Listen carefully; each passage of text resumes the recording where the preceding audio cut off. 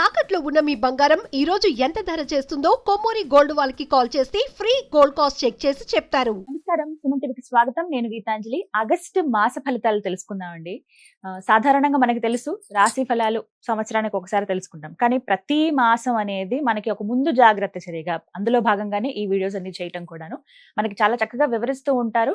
మనం ఎంత జాగ్రత్త పడాలి, నవగ్రహాల స్థితిగతులు ఏ విధంగా ఉన్నాయి, ఏ రాశి వారికి ఎలా ఉండబోతోంది, మెరుగైన ఫలితాల కోసం వారు ఎటువంటి పరిహారాలు చేసుకుంటే మంచిదో ఇవాళ వీడియోలో చూద్దాము. ప్రత్యేకంగా ఒక్కొక్క రాశి 12 రాశులు ఇందులో వివరిస్తారండి. వివరించేందుకు ప్రస్తుతం మనతో పాటు ఉన్నారు జ్యోతిష్య రత్న, జ్యోతిష్య చక్ర వైభవ నిపుణ డాక్టర్ రాళ్లపల్లి రవికుమార్ గురువు గారు.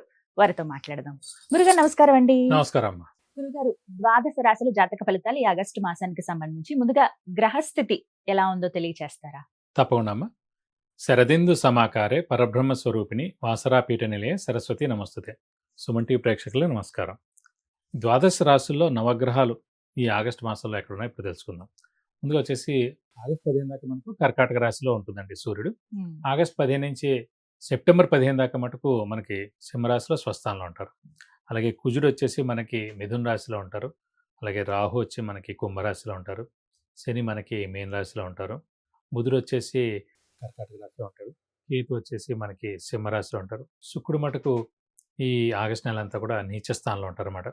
సో మెయిన్గా ఏంటంటే ఈ కుంభరాశి కానీ, అలాగే మకర రాశి కానీ, మిథున రాశి కానీ, కన్యా రాశి కానీ, ఈ 4 రాశికి యోగకారకుడు, అదృష్టకారకుడు, లక్ ఫేవర్ చేసే ప్లానెట్ అయిన శుక్రుడు మటుకు ఈ నెలనాళ్ళు నీచలో ఉంటాడు.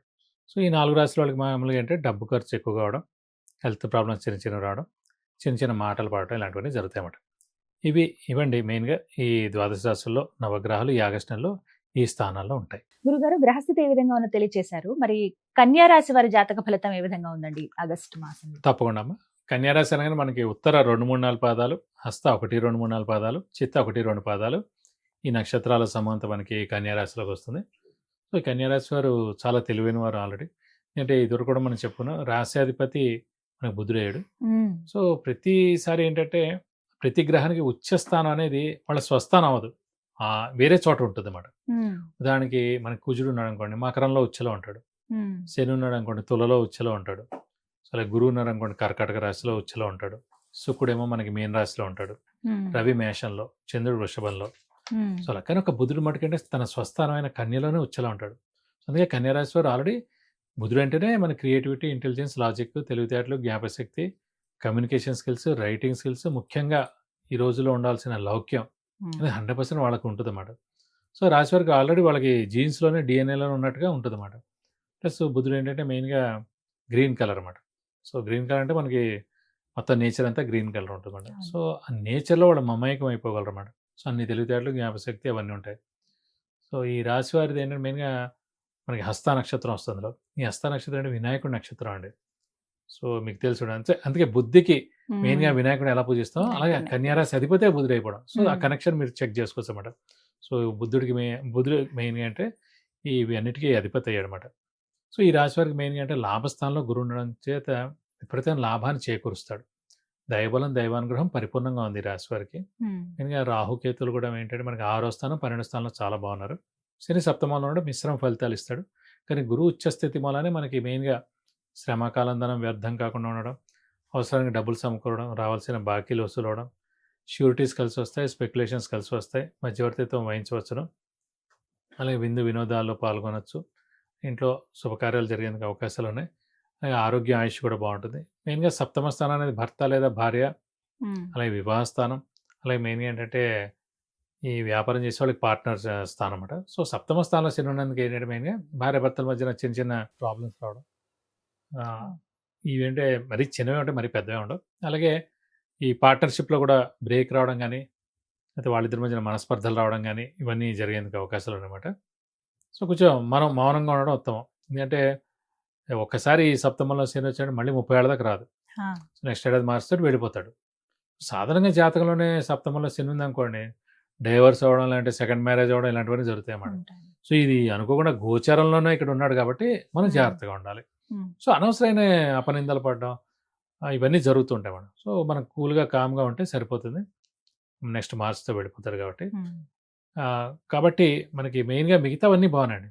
అటు నిరుద్యోగులు ఉద్యోగం రావడం, ఉద్యోగస్తులు promotions, name and fame, boss నుంచి మన మధ్యవర్తిత్వం వహించడం, సో అలాగే ఫారిన్ టూర్ విజిట్స్, అసైన్మెంట్స్, ఇంట్లో కొత్త వస్తువు కొనడం, సో గోల్డ్ కొనడం, అలాగే వెహికల్ కూడా కొనేందుకు అవకాశం ఉంది. ఇలాంటివన్నీ జరిగేందుకు అవకాశం అనమాట.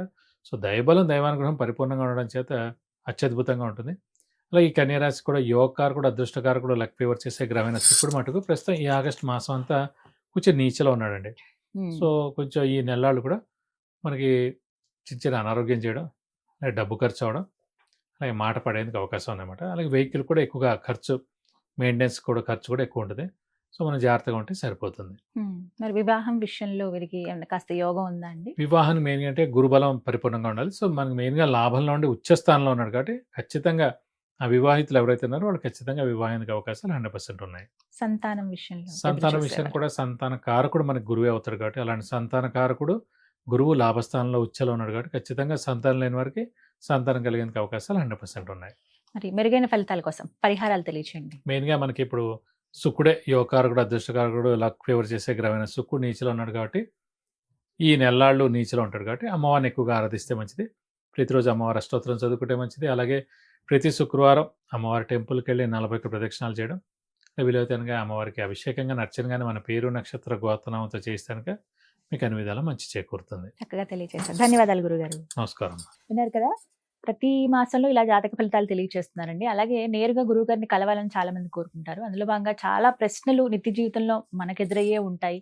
వివాహానికి సంబంధించి, సంతానానికి సంబంధించి కావచ్చు, ఆరోగ్యం విషయంలో, విదేశీయానం కావచ్చు, అక్కడ స్థిరపడాలి అనుకునే వాళ్ళు, విద్య విషయంలో, ఉద్యోగం కానీ, వ్యాపారం కానీ, అలాగే ఆర్థిక ఇబ్బందులు ఎక్కువగా ఎదుర్కొంటున్నామని, ప్రతి పనిలోనూ ఆటంకాలు వస్తున్నాయని, గృహయోగం ఎప్పుడుందా, ఇవి సాధారణంగా మన జాతకంలో ఎప్పుడెప్పుడున్న ఈ యోగాలని తెలుసుకోవాలనుకుంటాం. వాటి గురించి మీరు గురువుగారిని సంప్రదించవచ్చండి. సంప్రదించవలసిన నెంబర్ నేను స్క్రీన్ మీద అందిస్తున్నాను. మీరు కాల్ అపాయింట్మెంట్ తీసుకుని గురువుగారితో మాట్లాడవచ్చు. నేరుగా కలవాలనుకున్నా మీరు అపాయింట్మెంట్ తీసుకుని గురువుగారిని కలవచ్చు. నమస్కారం.